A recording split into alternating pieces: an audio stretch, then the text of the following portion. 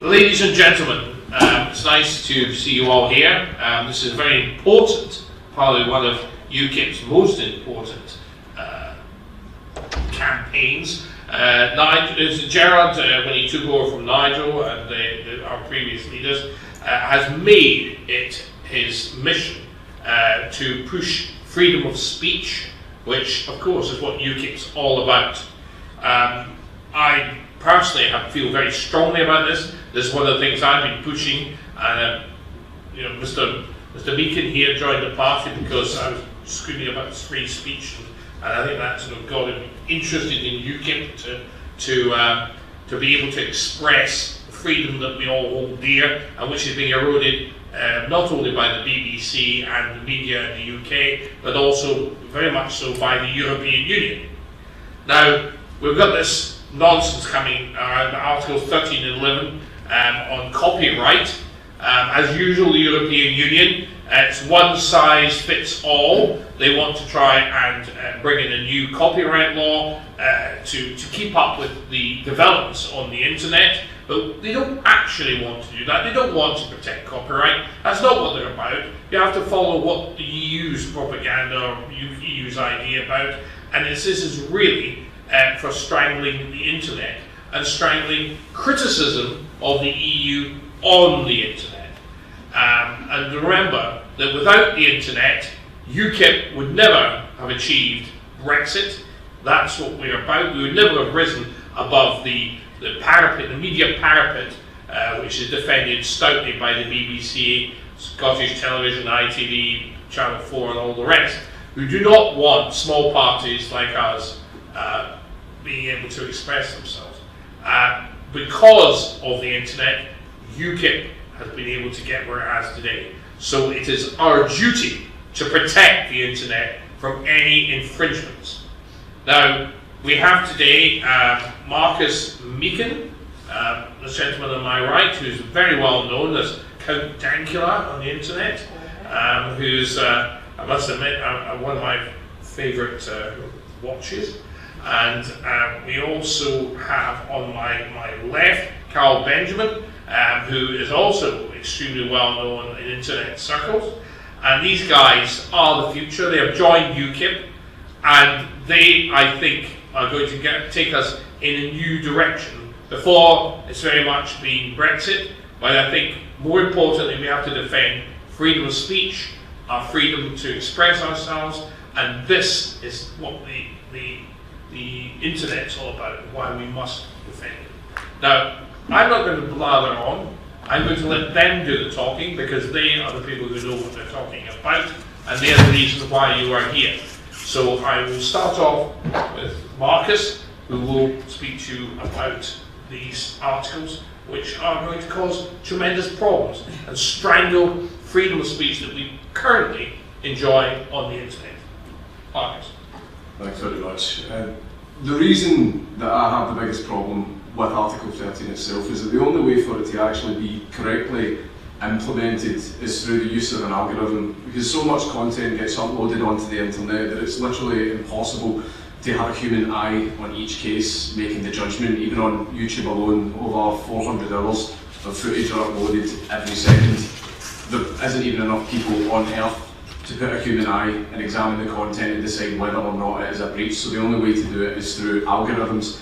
And Google themselves, who own YouTube, are at the forefront of algorithmic technology. And despite the algorithm that they have on YouTube being in development for years, it's very, very far from perfect, because people get videos flagged down and removed constantly as false positives, because the system itself, when you use an algorithm that's far from perfect, people will find holes and people will find ways to basically game the system, which is, I know that one of the reasons they want Article 13 and possibly in the future is I feel it's going to be used to stifle certain kinds of speech, namely right-wing ideology. Except with the current algorithm that YouTube has, the alt-right themselves have managed to game the system in their favour, and they're able to abuse the algorithm to strike down any content that criticises them. Which means that the algorithmic technology that Article 13 would be based on, it doesn't work, and it can be abused by anyone who finds a way how to abuse it. And one of the most important things as well is a lot of people worry constantly about fascism creeping up and fascism being on the rise. Fascists most of the time don't get power through force, they get it through being voted in, which means there is a chance they could get voted in the future. So why are we giving them the tools that they would need to enact their ideology and basically stifle free speech and freedom of expression? Like Article 13 right now, it can be used for copyright, but there's no guarantee whatsoever in the future that it is not going to be abused. And basically having an algorithm which acts almost as like instead of the Ministry of Truth being a grey stone building looming in the distance, it's instead this unseen algorithm analysing content and either approving or disapproving it before it can actually go online. It's open to so much abuse, and I think it's absolutely diabolical that such a thing has been put forward. Very much indeed. Well, that was fast and to the point. I wish more people in the Parliament were like that. Okay, I'm going to be a bit more lengthy because I waffle. So, specifically to Article 11, as I understand it, it would require a charge for sharing news articles up to 20 years old, go down to things as petty as tweeting the text of a headline, sharing a link, of course, sharing a picture of an article, and even search engines that index articles are going to require some kind of license to be able to do this. This obviously is a terrible idea, and it's already failed twice. So why we have to talk about it for a third time is beyond me. But I guess I'm kind of blown away by the arrogance of the people who have proposed this. What they're proposing are the fundamental structural, the base of the internet that they want to start legislating and messing around with. And fundamentally, these people do not understand what they're doing. And it's quite clear, as Mark has already pointed out, that they are just completely out of touch on this subject. I mean, if Google can just pull out of your company, I mean, it's still not active. Google News is still not active in Spain because of what they've already done. Why would they not just pull out of the rest of Europe? I honestly don't see an argument as to why this is a good idea, and I think the people doing this are not doing it for the benefit of the people who are using the internet. They seem to be doing it for the benefit of, a small number of people who are lobbying, which shouldn't come as much of a surprise. But Article 13 is genuinely more ridiculous than Article 11. And as Marcus pointed, I'll probably rehash a few of his points here, but the algorithmic technology is not as good as it might seem. Google, as he said, is at the forefront of this, and their algorithms are constantly changing, and they're constantly making mistakes. Not only are the algorithms bad, but legal speech will inevitably be blocked. This will harm competition, and this will create a barrier to entry. This is the effect. Putting up a ladder, climbing over the wall, and then kicking out the ladder underneath you now that you're at the top. I find the whole idea of this quite disturbing, because the idea that I should say, if I make a movie review of a Disney film, under these rules, if I use a clip of the film, then I owe Disney money. And that's ridiculous. So this is obviously going to restrict information sharing. It's going to restrict news aggregators, it's going to modify search engine results, none of which to the benefit of the people actually putting things on the internet. I mean, the people who publish these news articles want them shared on social media. If you restrict the amount of information that the user of the social media platform has, by say not allowing them to publish the title or a picture, anything about the article other than the link itself, and even then, users are not going to click on it. They are going to see a loss of traffic, they're going to see a loss of revenue. It's out of touch, it's really bureaucratic, and it doesn't speak to the way that people actually use the internet. And I just want to speak to some of the preamble of Article 13, which I found amazing. Quote, this could put at risk the development of European creativity and production of creative content if we don't implement Article 13, which is ironic, given that is exactly what will happen if we implement Article 13. But they carry on. It is therefore necessary to ensure rights holders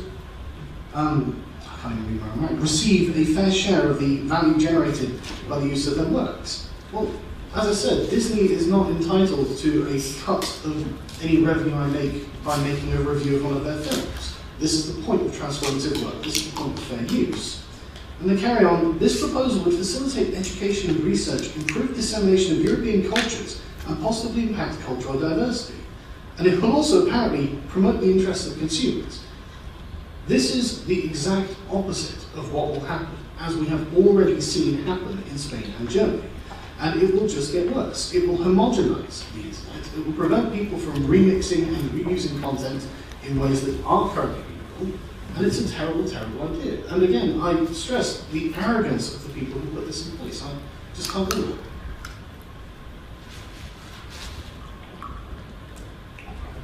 Good afternoon, everybody. I can see that we're packed out as anticipated for an important conference in the European Parliament. But we've got all the intelligent people here anyway, that's what matters. Sorry that I'm late, the train was very, very delayed. David, I'm sure, must have done an introduction, so I'm sorry if I repeat things a little bit. But of course, the only reason that we're here having this meeting and that we're having a vote tomorrow is because some of us, UKIP, for example, and the Greens, made a move in the last Parliament to ensure that we actually got a vote on this directive, because the way that it was going to go through, as I'm sure you all remember, it wasn't actually going to be voted on at all. It was just going to go through the trialogue, so it would have been negotiated between the representatives of the Parliament, Mr. Voss, I believe, and the Commission, and then we would have been stuck whatever came out of the sausage machine at the end of that. But some of us actually used the rules of procedure to ensure that we had a vote in the last Parliament, that we could have a vote on the directive, that it actually went through to a vote in this session of the Parliament. So the only reason that there is a vote at all is because of UKIP and the Greens and a few others who joined with us to actually make that possible. And of course, I know that Carl has spoken, I don't know that Mark has spoken yet. Have you spoken? So that's what we felt. I mean, we don't want legislation from this place anyway, because you should never forget, this is the place that gave you the common agricultural policy and the common fisheries policy. So why on earth would you entrust it with any other kind of policy? And of course, now they want to control what can and can't be published on the internet and in social media, and the form that it can take. And of course, many of us, I'm sure, will now look to Twitter and Facebook and the other social media mediums in order to find out things that are going on in the world that are not reported in the mainstream media. And a lot of that relies on little clips, news items, people that have filmed things which you would otherwise never see, and they've republished that. And that, as I'm sure our two experts on this will have pointed out, used to be under the auspices of what was called fair usage, in the same way that you could quote from a book, in a book that you might write, and then give a footnote to say where you got that from. That was always perfectly legitimate and wasn't plagiarism because you were naming the source. And of course this works in very similar ways, that when you get things, it's either readily apparent the source that it came from, be it a TV news broadcast or a film or whatever, or there is no source because it's just somebody to put up on the internet and then you retweet it. So I think this is part of the move of this place to control everything that the citizens in Europe do. Their motto is, if it exists, then it needs to be regulated, and they normally make a complete hash of it. So what we're voting on tomorrow is the report, which is what the directive will end up looking like. Again, we have made a move with our colleagues here who have got much, much more reach in social media than we have, to actually get the ordinary citizens across Europe to write to their MEPs asking them to vote against it, and in particular Article 11 and 13. UKIP and some others put forward motions or amendments at the beginning of the vote to actually vote the whole thing down right at the beginning. Now, ideally, that's what we would like to happen.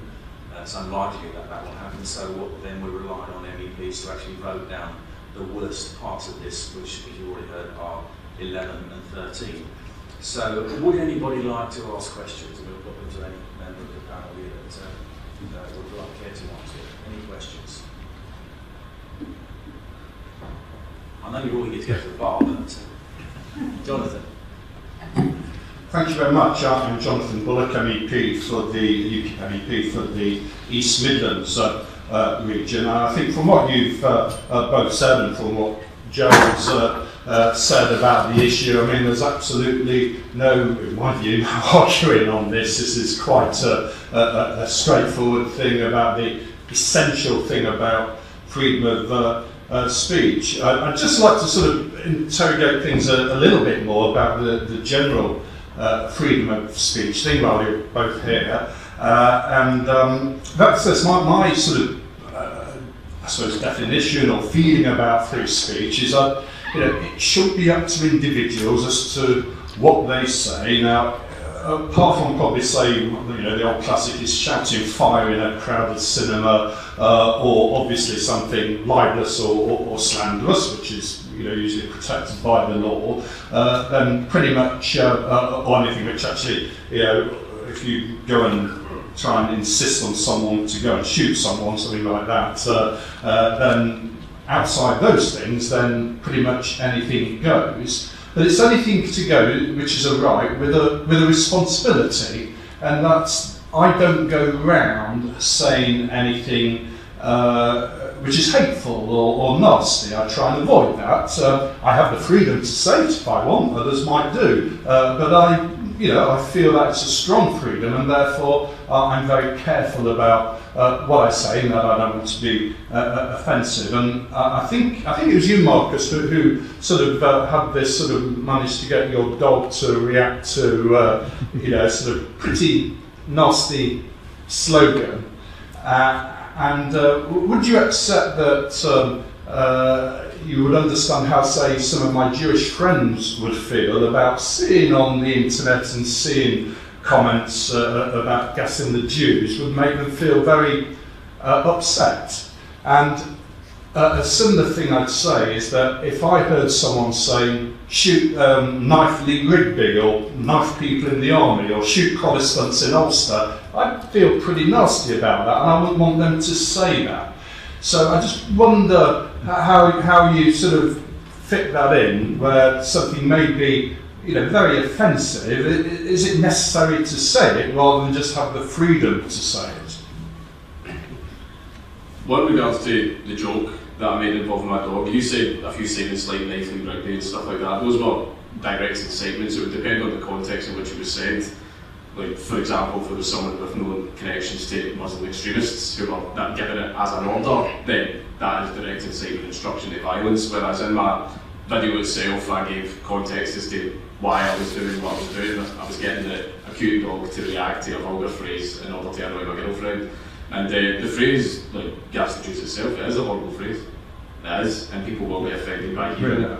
But it's a case of, if people are offended by it, then it's just offence taken, that's all it is. It's a case of, you can turn around and look at the joke and go, I didn't like that joke, it was offensive, and then you just move on. But there's no direct instruction to actually harm anyone within my video. As to, the video was about 2 years ago. I've yet to hear of any anti-Semitic attacks carried out because someone was inspired by a pug. So it's a case of, if you look at the context of my video, there was no instruction to violence in that, but actual direct incitement, that is something else altogether. You just need to analyse the context in which the phrase was said. Yeah, I'd like to add something to that, if that's all right. So I'm wondering if this isn't between, I guess, a cultural issue between different groups of people. Because, in Britain we're famous for our dark humour. This is something, if you can't make a joke out of a tragedy, then that tragedy controls you. You are permanently under the thumb of that. And so if anyone wants to get one over on you, you have to make sure you police their behaviour, or you can change your response to that statement. As Mark said, it was just a joke, obviously. And there were plenty of Jewish people who came out in defence of it because they knew he was making a joke. But you say, should we have the freedom to do something and not use it? Well, do you know that you have the freedom to do it if you don't? And if you don't, why not? This is my point. So, personally, I think that anything said in jest should be understood to be said in jest. I think we're coming from the same point of view where we're talking about the freedom to say these things, and so we're all on the same side here. It's when they should be. Now, if a comedian uses that, that's fine. If a politician uses that, I think we've got to be very careful, because people may get the wrong end of the stick. I always say politicians shouldn't really make jokes. There's enough political jokes in that. But it is important that if you're in the political sphere, people are going to perhaps use those words or something you've said or something to tar not just yourself but UKIP that you may be in now and everything. I think it's just the knowing when and what to say. Completely agree if people want to make jokes as a comedian or whatever, and the general freedom of speech. If there's an extreme party out there who wants to say nonsenses, that's up to them. It's the freedom of speech is absolutely fine. It's the use of it which may be misinterpreted, and the sensitivities where you might be hurting someone. I just wouldn't want to do. Well, no, you raise a really valid point, and I like the fact that you distinguish between. Not explicitly, but the caveats of inciting violence and shouting fire in a crowded theatre. This, I think, the fundamental, and as you were saying, should a politician say such things? Well, this is the real question, isn't it? So who decides what is acceptable speech? You've got to decide, is it going to be the state that decides what's acceptable, or is it going to be society that decides what's acceptable? Because what you think is that, as far as I can tell, is that people should be free to speak, and the consequences should be as they may. It's up to people to decide, do I approve of the things that person said? Am I going to engage with them? Am I going to vote for them? Am I going to buy their product? Am I going to watch their videos? Whatever it is, the market decides. Let society make the decision on what is and isn't good speech. And if you do that, you'll notice that we don't end up with armies of Nazis everywhere. It seems that as soon as, for the classic example being the BNP in 2011, I think it was a question time, actually allowed Nick Griffin on, and that destroyed the BNP. Because all people really need to do is hear what these people have to say. This is why inhibiting free speech is so dangerous, because it makes those people sound like they have a point. And I think that at this point we can agree that they don't.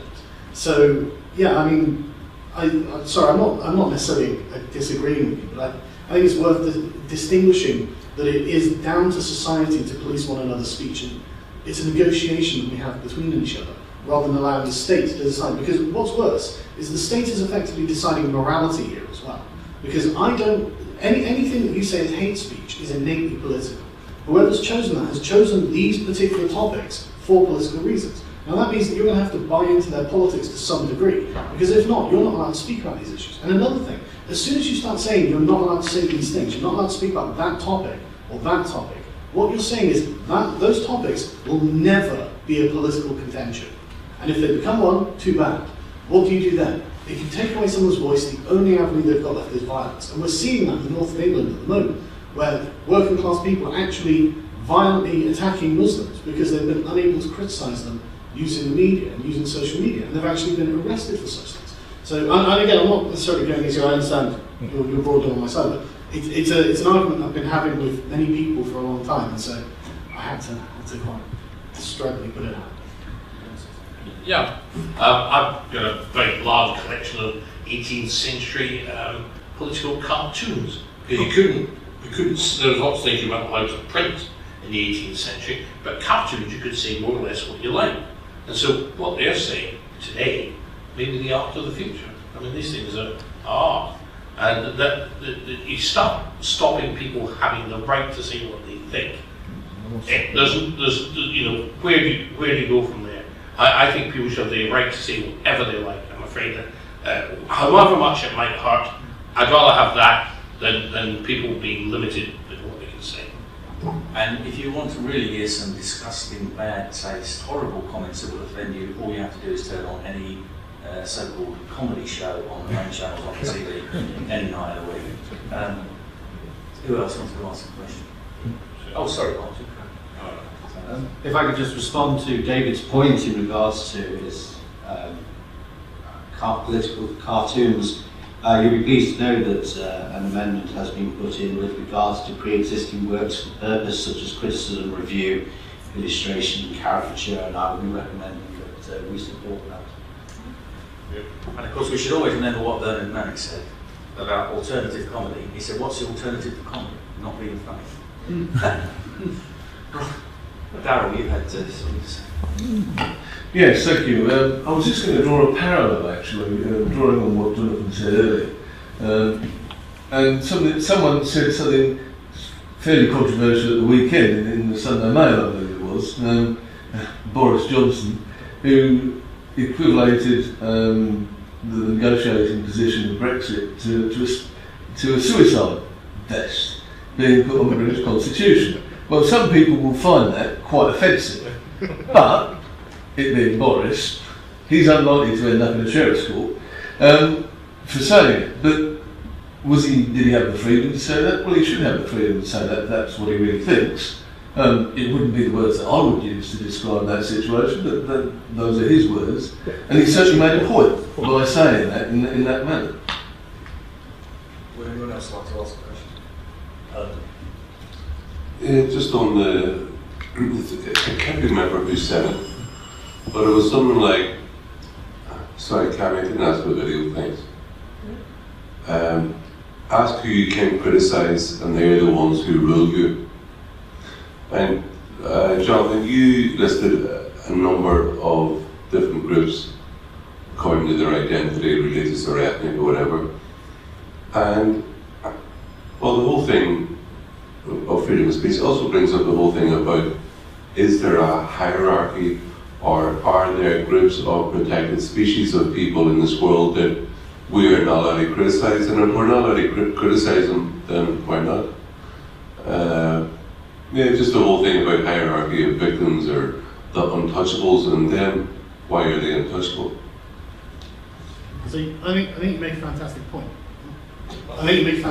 And more importantly, I don't think that quote was actually Voltaire. I think it's apocryphal, but it does speak to a different era, doesn't it? I mean, what do you think the peasants were allowed to say about the nobles under a feudal regime? You know, and more broadly, by what right is anyone claiming the ability to censor another person? This is another thing that always frustrates me. It's always, and Sue, sorry to use your point, someone's offended. Well, why would I care? You know, none of them care what I'm offended. I'm constantly offended by the use of the derogatory use of the term white male, straight white male, on a daily basis, but nobody cares. And so why should I care about someone else's offence? Why should that inhibit my rights? Being offended isn't a violation of your rights. Silencing me is a violation of my rights. The only rationale I can see is the justification through strength.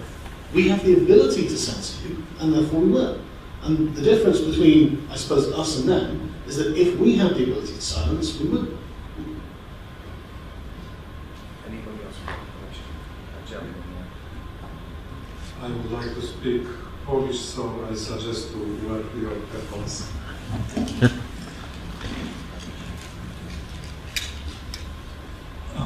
Ja myślę, że ta dyskusja na temat, czy to kwestia języka komediowego, komediantów, czy to kwestia mentalności, jest bardzo daleko posunięta.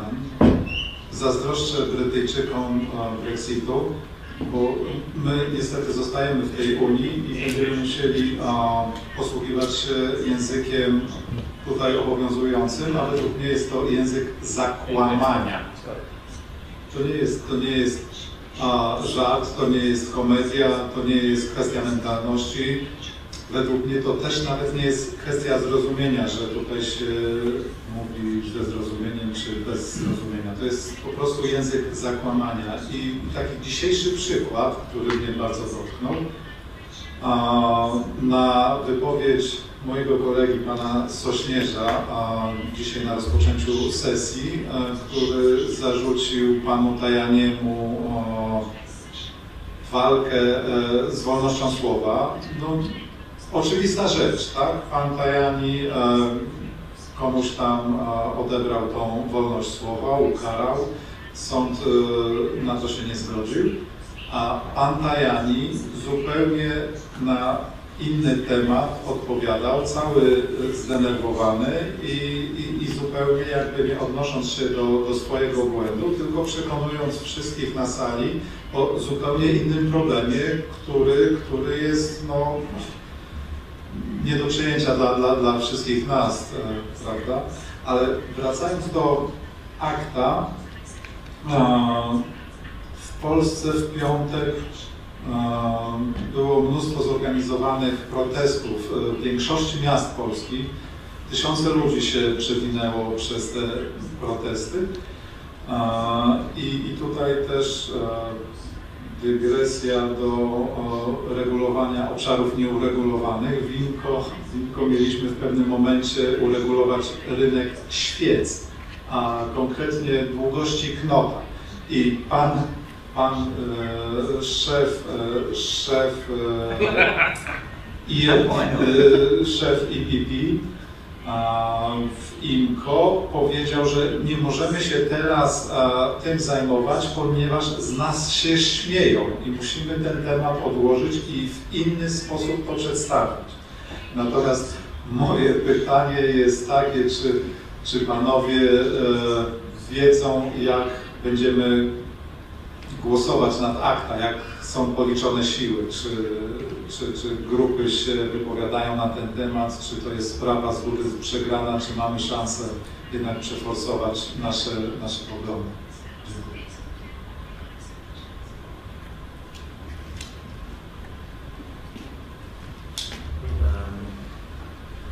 Well, actually, we voted on that in the past, didn't we? So that's coming back for another vote. Yes, like these things do. I can only answer for my own party, which is we always vote against all the European legislation because we don't recognise the legitimacy of the European Union to actually legislate over the British people. Our membership of the EU is unlawful under our constitution anyway. Oh, I'm sorry, I remember there was another directive called ACTA some time ago. This is the Polish name of this directive. Well, we're going to vote against it. We put forward the amendments that we've put forward to actually delete Articles 11 and 13.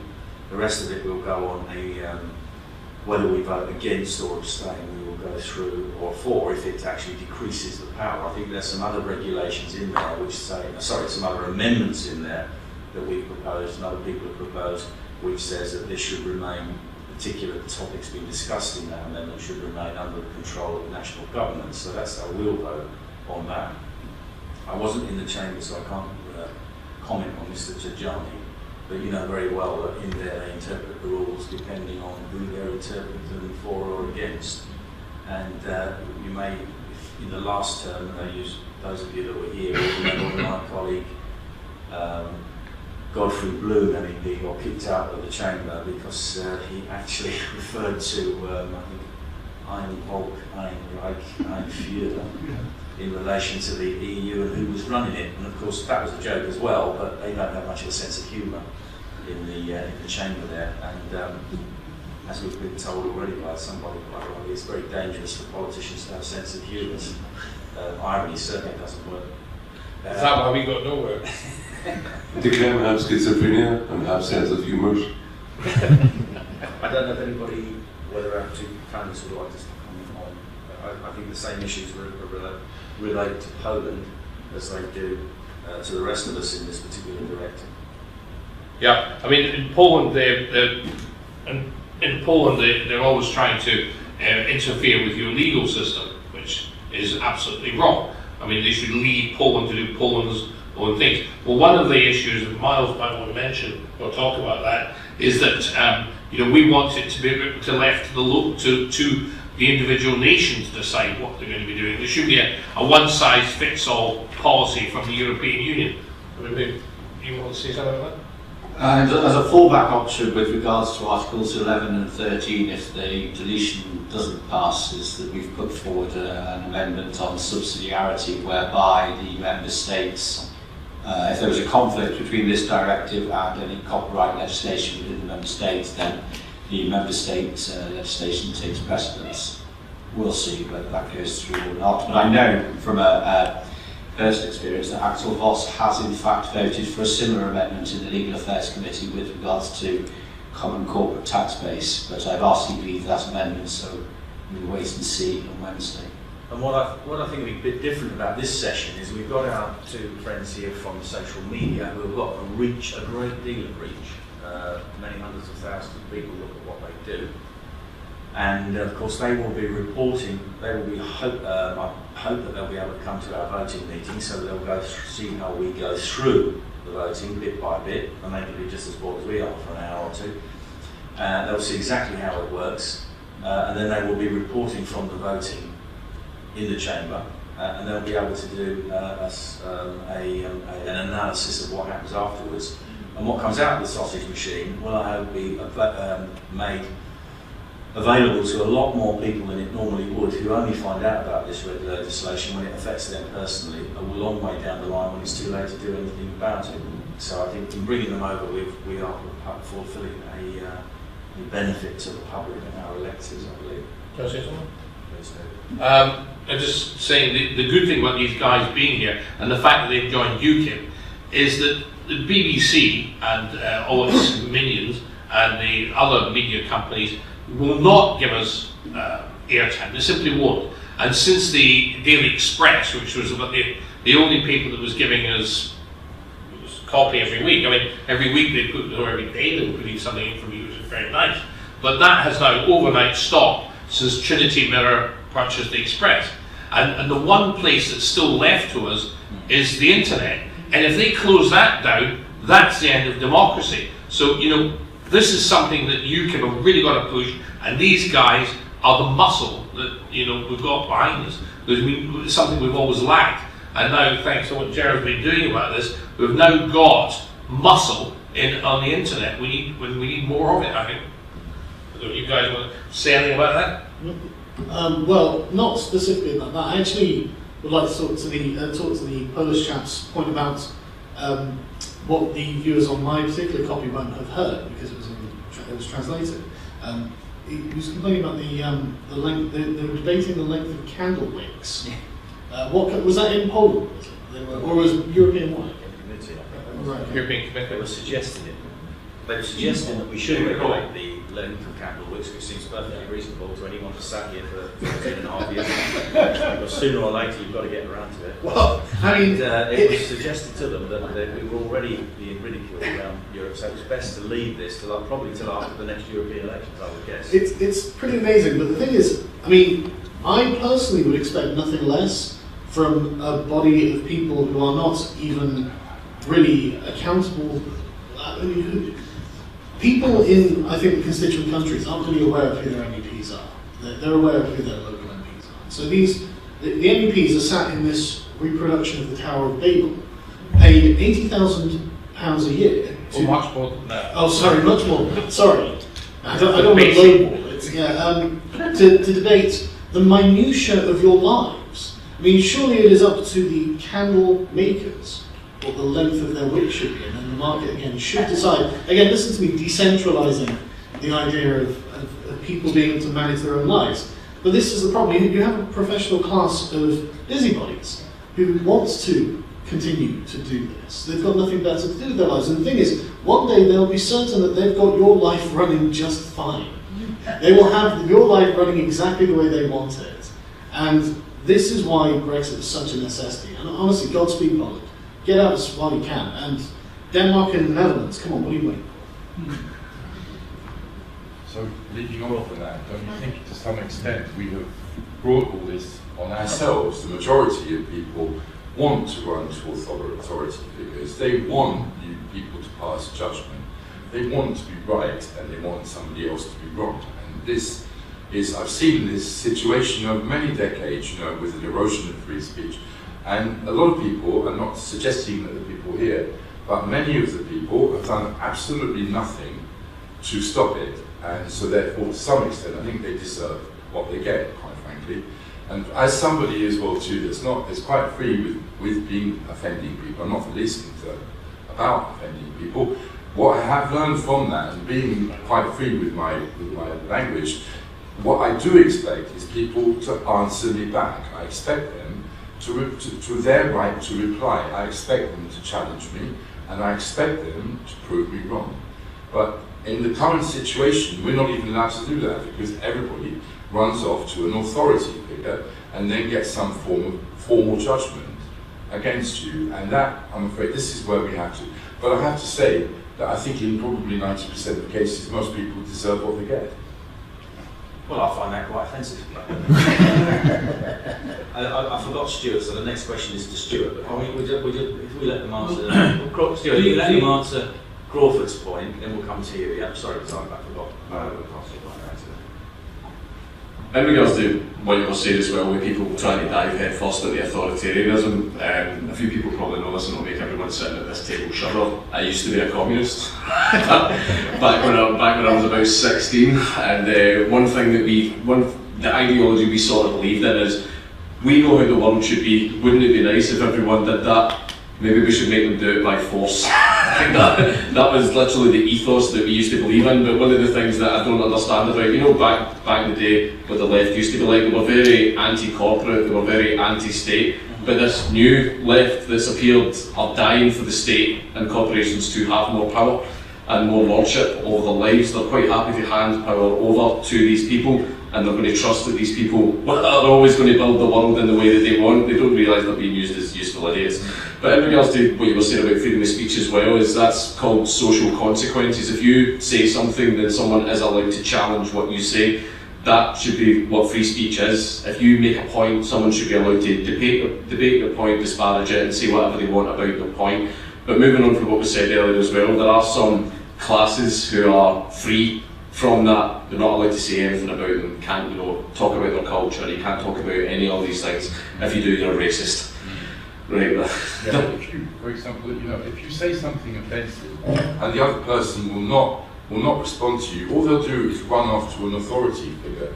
Well, I mean, quite frankly, I think they just deserve whatever they get, because this is where the situation that we're in now, because that is their choice, that's their preferred choice. They would rather not respond to you. And so I remember when I was a kid, when I was brought up in London, people used to just be quite free with their conversation. I'm of a generation that I'm used to saying what I want. Okay, that's not really going to much change. Every generation that goes by, though, people are becoming more economical, and they must be keeping their thoughts in to themselves for fear of losing their job. Or there are consequences these days to saying things that are deemed to be offensive. But as for example, if you're part of a minority group, you can easily run off to an authority. But I think it's far better to challenge people and say, well, no, I don't agree with you, and have a proper discussion with them. I don't want to spend too long on it because it won't wrong. But you make a fair point. I mean, there's nothing wrong with anything you said there. The only thing I take exception with is the idea that a majority of people are running to the authority figures to get this done. I don't think that's true. I think it's always a concerted minority of busybodies who think that they can get you to shut up if they go to the authority figure. And through various amounts of legislation, through our national parliaments and this international one, we find ourselves in a position where we've got to now challenge those. And I mean, again, I would like to say, well, let them get what they deserve, but unfortunately, it affects all of us. It really does go back to Pericles. You might not be interested in politics, as me and Marcus were, but politics is interested in you, and it arrived on our doorsteps. So now we have arrived on theirs because we had to. Neither of us wanted to be here. It was just something we had to do because of the increasing authoritarianism and control of speech. But it drives me crazy that there is this bureaucratic class that don't see that they are becoming the opposition to the people they are supposed to serve. Because it's always the bureaucrat's folly. The bureaucrat is interested in doing as little as they can, and the average person, the individual, is faced with a monolithic institution that they have to challenge. Now, again, in the case of me and Marcus, we're very lucky because we're public figures. We have large audiences. It allows us to get to places the average person can't get to. But when a small-time person who's just found themselves contravening candle wick length or something like that, that person hasn't got very much recourse, and they do need a voice. And also, I think that's why a party like UKIP is incredibly important. And I tell you, it's going to be the detriment to the rest of the European Union when UKIP leaves. I genuinely feel bad for our colleagues in other countries who aren't going to have the same sort of British lack of self-awareness when it comes to objections. I hope they'll be okay. Right, Stuart. Sorry, Stuart. Apologise for this. It's all right. The expression "taking offence" has been mentioned, and I equate that with self-pity. That's what it is. And self-pity is a weakness. And anyone who says they've taken offence is saying, I am weak, I am pathetic. That's how I see it, because 10 years in a British boarding school and a spell in the army gets that out of you. And for those people who sit there, hang on, I'm offended, they should wake up tomorrow morning, 100 years back, September 1914, in the trenches, and they're going to go over the top the next morning. That's when people have a right to a little bit of self-pity. What concerns me more about what people say is if they deliberately tell lies, that is misleading. But insults and jokes, let's have a bit of fun. Can I choose my granddad? that was brilliant, because you were absolutely right on the money about offence. Like most people back in the day, if you got offended, that was it. You just went, I'm offended, and went on and got about your life. But now it's a case of, I'm offended, so I want to control the behaviour of everyone in the room. It's almost like a God complex. I want to build the world to appease me, and me alone. But it's actually extraordinarily selfish, where people want to police the behaviour of others just because they personally don't like it. And what actually counts as offence, it could be anything right now. There could be people that are probably offended at a chicken cross the road joke, probably a vegan, right? Then that's why the jokes are actually becoming much more limited. So see that ethos that you're taking, like if you're offended, whatever, I don't care. That's the way to go about it, because people are basically saying, I can't control my emotions, so I now need to control everyone's behaviour. So it's authoritarian, you're completely right. It's worse, frankly, I think, than authoritarian. That makes it sound light. But I think it's also a falsehood to suggest that that benefits the people in any way. And it's a symbiotic relationship where the person who is apparently giving the compassion and the person who is apparently receiving this compassion. I don't think it's a compassionate thing to keep people, as you say, in a state of weakness. I think that's a dreadful miscarriage to do to someone. The whole point of being a decent person to other people is to help them build their own strength, and through them, everyone can grow. Instead, it seems to be a way of keeping them dependent on you, and I think that's terrible. And there's a terrible strain of moral thought at the moment, and it's all across the West, that the idea that virtue is derived from victimhood. This is obviously not true. Virtue is not derived from weakness. There is no way you can justify this. And the natural thing for people to say is, well, are you saying that virtue is derived from strength? Obviously not. Virtue is derived from right action alone. There is no other way of deriving virtue. So no matter how much of a victim someone is, no matter how weak they are, that doesn't make them a good person, it doesn't make them a bad person, but it also means that we should help them in a way that actually helps them not to be weak, not to be a victim, not perpetually keep them in this state of arrested development. Yes, thank you. Just coming back slightly on the point that Crawford mentioned earlier, I think the state of public discourse is very low. I think we can probably all agree on that. But I sort of put a lot of the blame on the education system, and it sort of started in the 60s and 70s when a certain ideology started infecting universities, and now it's spread a lot further than that. And it seems to have bred generations increasingly degenerating to the point whereby they can't actually hold an argument. So it's okay saying that you can make a point to them and then they have the right to reply. As I find, a lot of them are incapable of replying, and then all they do is, if they do anything, they either run to an authority figure or they scream racist at you because they haven't got any other answer. And that's a very poor place for public discourse to be, because it means we don't get anywhere. How can we, discuss issues and come to a conclusion if certainly one side is just screaming and running away? I don't think that's conductive to building anything or getting anywhere, and I don't really see how you get around it without reclaiming some of the education system that started it all in the first place.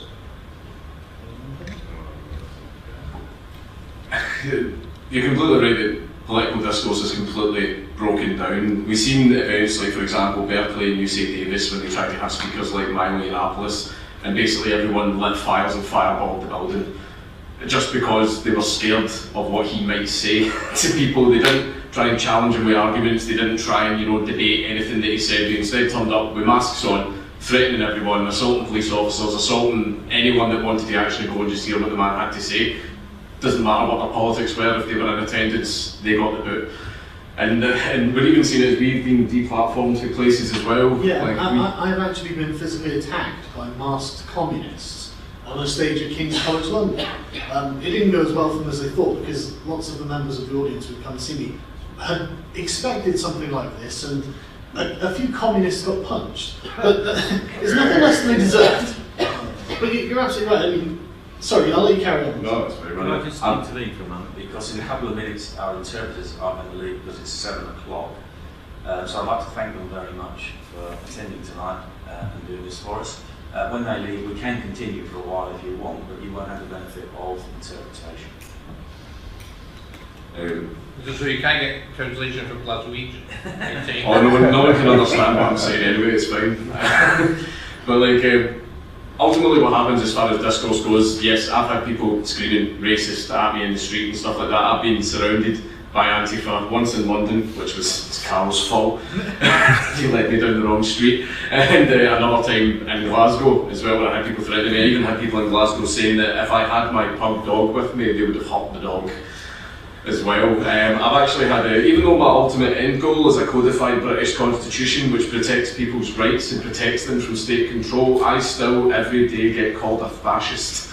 I'm literally the world's worst fascist. But we've even had people as well trying to get the details of speakers' families and threaten their families so that they get scared and remove themselves from political discourse. We've got them masking up, threatening violence at events and stuff like that, instead of presenting, meeting us in debate. And the reason that they do that instead of meeting us in debate is because they would lose. Because they tried that and they've lost every single time. And they basically, their ideas are bad, and instead of acknowledging that their ideas are bad and moving on to something else, they're too proud to admit that, and instead want to bring their ideas in by force, because force is the only way that bad ideas can win. And that's the method that these guys have adopted, which is why I don't want to see people like that in church. And I think it's worth mentioning that what we're talking about here are radical leftists. I mean, I'm sure that the radical right would do the same, given the opportunity. They just don't have the strength, they don't have the institutional power, they don't have sympathy in the media. But the radical left does for some reason. I'm constantly baffled by the fact that communism and socialism are considered to be morally justifiable positions. They are absolutely not, of course. And these are the people who are attacking us. And we are liberals. That's what we are. This is the intellectual tradition we represent, and they know that. We are the ones who are for debate, because that's the point of what we're suggesting.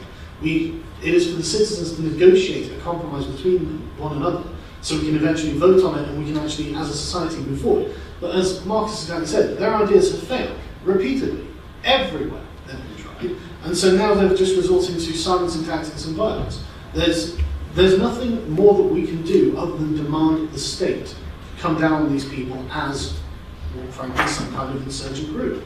If they are unprepared to actually take part in democracy and dialogue as is expected in a liberal democracy, then something has to be done about it. Well, don't look to the police, because when there was a by-election in Lewisham East in May, of course the anti-fascist fascists actually broke that meeting up.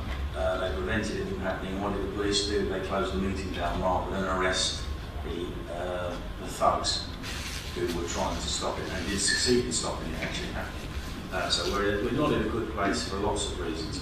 Are there any more questions?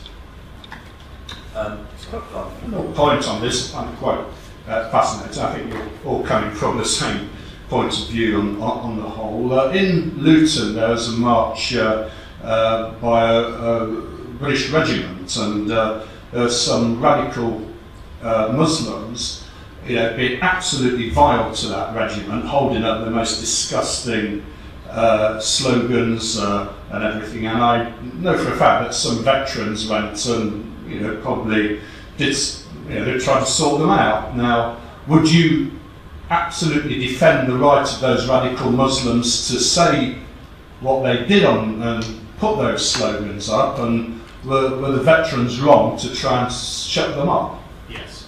Thank you. Well, in regards to freedom of speech, that's the way it goes. You'll hear things that you don't want to hear. You'll see writings that you don't want to read, and that's just the trade-off. Like, you'll be able to say things that you want to say that other people won't want to hear. Other people will be able to say and do things that you don't want to hear. in regards to the soldiers going over. When you say sort them out, did they go over for a discussion or were they throwing punches? I think we can. Right, okay. If they're throwing punches, then no, they shouldn't be able to. Well, I think if you're referring to the one particular one in Liverpool, was it 2010 or 11? There's a number of years ago. What happened was, if you read what actually happened, is the police actually positioned those protesters in the best place so they could insult the soldiers, rather than having to find their own place, and they were protected by the police rather than taking their chance on the street when there were lots of other people there who actually were in favour of the quite rightly in favour of the military and were showing their respect for them. So they were actually given an advantage by the police at the time, and that has not just happened in one isolated instance, but on a number of occasions. One reason I would recommend, I mean, one of the reasons I'm absolutely categorical, in fact, that of course they should be able to speak, is because it's unlikely they're going to be getting away with this kind of protest without any media of that. That's our job. When a bunch of radical Islamists start saying ridiculous things, then we, as the sort of social forces against those, we get to have our say. And our say will last a lot longer than theirs, because they'll be on our channels. When we're mocking them and refuting whatever they're saying, and just making a laughing stock of these people, to hundreds of thousands, if not millions of people, you can't say there won't be consequences. The difference is it's not the state intervening. These people should have free speech if they're in a free country, but we will exercise our free speech against them. Can I just say that Marcus and I have the joy of living in probably one of the most authoritarian nations in Europe, Scotland, where all freedom of thought and action are now regulated by the woman in Charlotte Square, who now tells us what we can say and what we can think. Schools have political officers. I was horrified to find, and I had no idea that there are such things. And you know, England is going the way of Scotland. Scotland leads today where you all be going tomorrow. And so, you know, we've got even a bigger problem to deal with up there. But the big thing we have to deal with is the big media companies, the BBC. They have created this culture. They have the biggest hand in broadcasting this culture, and you know it's got to a ridiculous extent. The BBC has become a cult, and that's got to be stopped. I don't see why the taxpayers should be sponsoring this. It should come to an end. Can I say something on that? Because you see this now in the mainstream media. Anybody who has an opinion which isn't in line with the prevailing politically correct consensus is called far right, or extreme right, or worse than that, you're a Nazi, if you don't agree with what you're supposed to agree with. They never talk about Jeremy Corbyn being far left, which is just a statement of fact, and the Labour Party now is a very extreme left organisation. But anybody who disagrees must be far right or extreme right, which of course, as we know, has the connotations of being a Nazi. And I'm afraid this is what's being pushed down kids' throats at school now for 2 generations, is that, and on the BBC, have you noticed how many documentaries there are about the Nazis and the Holocaust, which is great, people should know about it, but when did you last see a documentary about the 80 million people who died under communism in China? I don't think I've ever seen one. And it's years and years and years since they did anything about Stalin and the people who died in the gulags and under his, either deliberately or by starvation or worked to death. None of that. So that people who come out of school, they've been studying the Nazis, they're right wing, therefore anybody that's labelled as right wing must be a Nazi. And this is now the way that people think, I'm afraid, because they've been conditioned. Following on from that as well, I was going to say that you were discussing the Muslims and the soldiers and the situation there, but Britain has always, ever since I was born, way before that, was governed by two parts of the freedom of speech. One was libel, the laws of libel, and the other ones are the laws of incitement to violence. Now we've always had these laws, so they frame freedom of speech, and I don't know that particular situation, but there have been situations in the past where there has been incitement to violence by Islamic groups in Britain, and it's gone unpunished. Okay, and these are acts which have been committed that years ago would have been dealt with very severely, and they're not being dealt with. So our framework for freedom of speech is being broken up. And now there's a disconnect, and this is why people are angry, because they feel, some people feel, that they're being disadvantaged by other groups. And that's where all this, I think, where all this tension is going, because they feel that the government is not implementing the laws of our country, or they're implementing them in a very biased way. There's no question of it.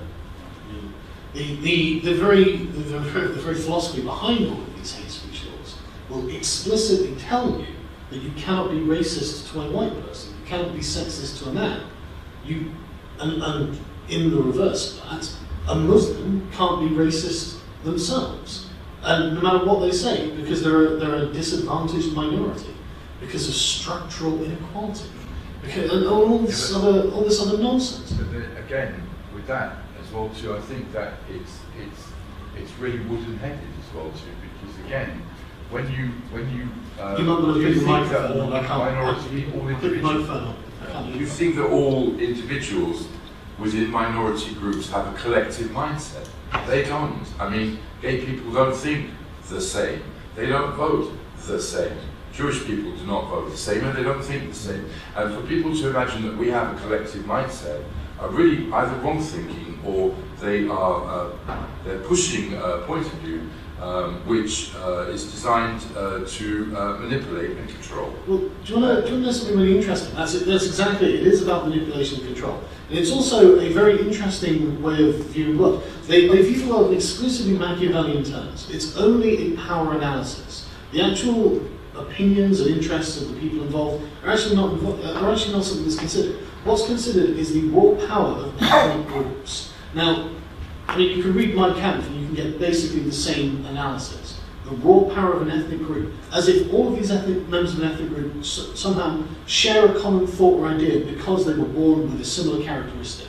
This is the same thing that's coming out of the radical left at the moment, and it's dominating Europe. It's absolutely dominating, but nobody thinks about it. It dominates them. It dominates everything they say and think. Every time they treat a non-white person differently to a white person, that's that philosophy at play. And yet, and obviously, as liberals, we're disgusted by this. Everyone should be treated the same without exception. But it won't change until this is recognised and we actually start tackling it. And the fact that everybody keeps discussing the idea that we're equal under the law means that we're not.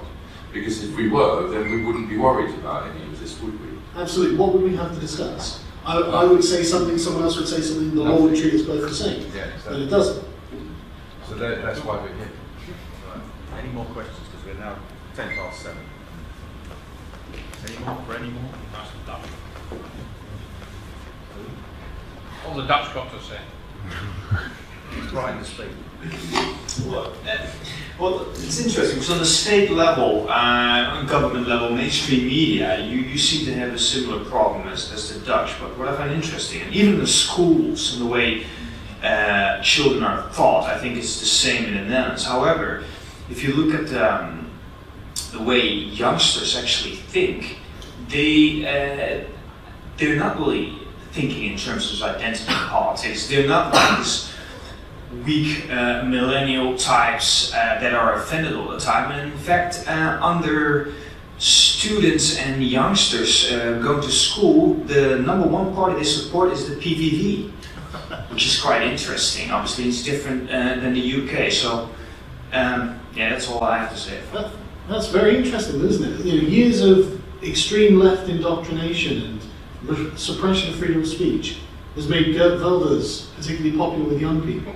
Possibly not the outcome they were looking for, I would suggest. But it just goes to show that it doesn't work. You know, this kind of repression just does not work. It always has a counter-example. And it's because, frankly, no one deserves to be treated that way. You know, that's my main problem. All these sort of, the ideological goal, they're set there, they're looking at their utopia like we can just get there. And it doesn't matter how we get there. But it actually does. You know, the actual things they've done really do matter, I think. Pendulum always swings back. Well, I just say that on television now, that you know, they keep on and on about Hitler all the time, and on about this sort of thing. He's now got his own TV program practically. It was called Yesterday or something. I mean, the man's got more publicity today than he had when he was alive. And at schools they go on about it so much, and some of the kids that I've been talking to, they say, this all sounds great, they all keep talking about this guy Hitler and all these smart uniforms, big Mercedes. What is there not to like? And this is terrifying, they're actually achieving the opposite of what they intended. So these people are decidedly wrong-minded. Yeah, even when he had totalitarian control of the media, he didn't have this kind of coverage, did he? I think he's a stage reading something out of BBC or something. They keep on pushing it. If he were alive today, he'd be very interested in the copyright directive because he'd be getting royalties and. Be getting more money than the church on it, should they? I mean, sorry, I forgot what I was going to say. It was something that you'd said earlier that I was informed for, but it's gone. So sorry, Karen. Right, is that it? Or are we winding up now? Does anybody else want to say anything? Don't forget that Marcus and Carl will be around until Thursday, so what I'd like to do is to bring them to the voting meetings, if that's acceptable to my fellow MEPs, so they can see what we actually do. We'll go through the directive vote in detail. Sorry, they will be in the chamber watching it, and we're going to have a press conference at 3:30 on the Wednesday so that we can actually go through the directive and what comes out of the vote, and they can talk about that again. And who knows, some of the press may actually turn up. You never know. You never know your luck. What I'll do, I'll just wind. There's one more thing just before we go. There's also some very interesting stuff coming up about the European Union, or the British government are trying essentially to tie our relationship, foreign affairs relationship, in with the European Union, and they're trying to damage the dollar exchange mechanism and replace it with a German system. So actually tying us into European foreign policy. There was never, on Mrs. May's part, there was never any intention of not tying us in, because she has no intention of pulling out of any of the defence agreements that have been voted on, and they're still being voted on. And of course, she's talked about a security treaty, which not only binds us to the European Army and their defence and security policy, but also will keep all of the things like the European arrest warrant, all the legal instruments, the legal institutions that we're signed up to, and nothing's going to change on that score. And of course, on the European arrest warrant, I've been making this point ever since it came into existence. There's 32 categories of offence which you can be taken off to a foreign prison for without any evidence against you, just accusations on a piece of paper. And one of them is xenophobia. Now, morbid fear and irrational fear of foreigners, I would say, is a mental illness rather than an offence that you can commit. So therefore, you could be carted off to any shithole prison in the European Union on the basis of a mental condition. And that's been in existence, and Mrs. May intends to keep it in existence. What I would say, just to wind up, is on this issue of free speech, as it's been said by panelists and people in the audience, it's free speech under the law. There always were libel laws. There always were laws against inciting hatred, inciting violence, inciting public order, and whatever, and they were perfectly adequate. So we don't need new laws on hate speech, etc. There is also, on this directive, genuine copyright issues, because authors, musicians, whatever, do deserve to have their work protected. But under this directive is not the way to do it. There is already national law on copyright, and what we need, if we're going to have anything, is international agreements to protect people's authorship. And as it explained to me by people in the music business, this is about big business lobbying for legislation. And what's been explained to me, in actual fact, is any revenues that are produced from this directive, if it comes into being, will actually find their way into the coffers of the big organisations rather than into the pockets of the individuals, because the individuals will have already had some kind of agreement with outlets, where it will be the outlets that will pick up the money from the social media, and that will not go to the benefit of the individuals. So I think that even those thousands of people who've been writing to us, asking us to support this legislation, actually might have got the wrong end of the stick if they thought it was going to protect them, or they were actually going to get some material benefit from it. It's interesting you say that, because, I mean, it's not like there aren't already tools available for content creators to protect the copyright on their work. On any social media platform, you can flag any piece of media that you think is your copyright with a DMCA tag. And this is immediately taken down unless it's challenged, and then it becomes a legal matter between you and the person who's uploaded it. So why is this necessary? They already seem to be protected. Well, you'll find here, and we found this over the years we've been here, is that legislation is often lobbied for by big businesses because they have the power to do that with the Commission. Yeah. And what comes out of the mix is actually beneficial to them. It's not beneficial to small companies who have to comply with it. They go out of business, giving more of the market business. Big business. I mean, one of the lobbying groups for this was representing massive artists, wasn't it? Like Paul McCartney and people like that, multi-millionaires who are losing revenue, apparently. So, well, we do have free speech, of course, because it reminds me of recently when the Russian diplomat was talking to an English diplomat, British diplomat, I should say, I'll be told I'll offend somebody. The British diplomat said, look, we live in a free country. I can go into Mrs. Thatcher's office. This is an old joke, I like it. I can go to Mrs. May's office. I can bang the desk and I can say, you're a useless Prime Minister, you are completely mishandling it, and you have to go. And the Russians will say, what? I can do that. He said, I can go to Putin's office, I can bang the desk. I can say, Mrs. May is useless, she's a useless Prime Minister. Right, on that note, before I offend anyone else. Sorry, I do have one more thing. Oh, sorry. I think the European Union should be destroyed. Sorry,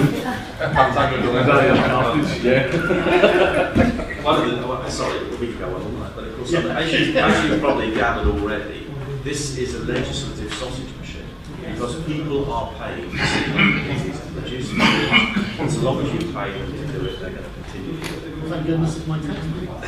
Thank you very much, chaps. Thank you. I think we're probably going to end up in the bar. Yes.